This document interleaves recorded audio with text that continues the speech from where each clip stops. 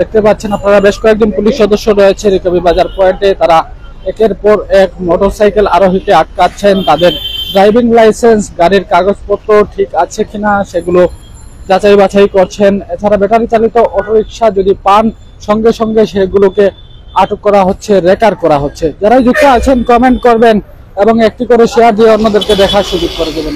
দেখতে পাচ্ছেন আপনারা একের পর এক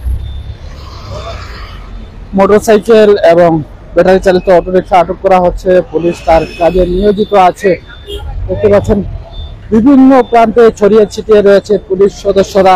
যেখানেই পান ব্যাটারি চালিত অটোরিকশা সেখান থেকেই আটক করা হয়।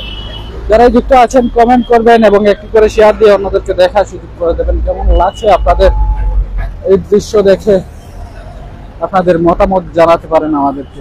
অনেকেই যুক্ত হচ্ছেন, সবাইকে অনুরোধ করবো আপনারা একটি করে শেয়ার দিয়ে অন্যদেরকে দেখার সুযোগ করে দেবেন। প্রতিটি মোটরসাইকেলকে আটক করা হচ্ছে, তাদের কাগজপত্র, ড্রাইভিং লাইসেন্স ঠিক আছে কিনা সেগুলো চেকিং করা হচ্ছে।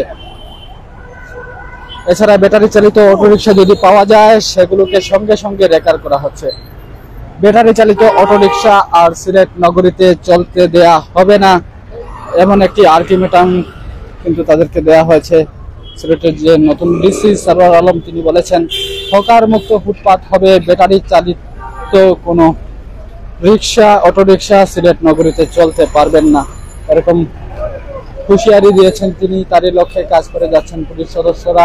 তারা ব্যাটারি চালিত অটোরিকশা পেলে সঙ্গে সঙ্গে সেগুলোকে রেকার করছেন। এছাড়া যে গাড়িগুলো কাগজপত্র নেই, যাদের মাথায় হেলমেট নেই মোটরসাইকেল আরোহী, তাদেরকেও আটক করা হচ্ছে, মামলা দেয়া হচ্ছে।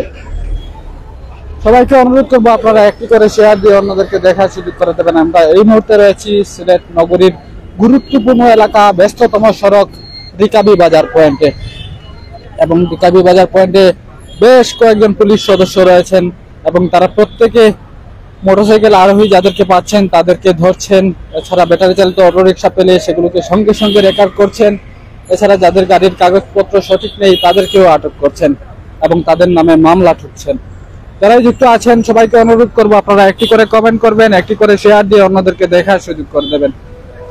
এই দুদিন ধরে সিলেট নগরীতে আমরা যানজট কিছুটা কম লক্ষ্য করছি, কারণ অবৈধ যে গাড়িগুলো ছিল সেগুলো এখন আর নগরীতে প্রবেশ করছে না, ফলে যানজট অনেকটাই প্রশমিত হয়েছে। যানজট নেই বললেই চলে, একদম ফাঁকা, ক্লিন, পরিষ্কার পরিচ্ছন্ন সড়ক।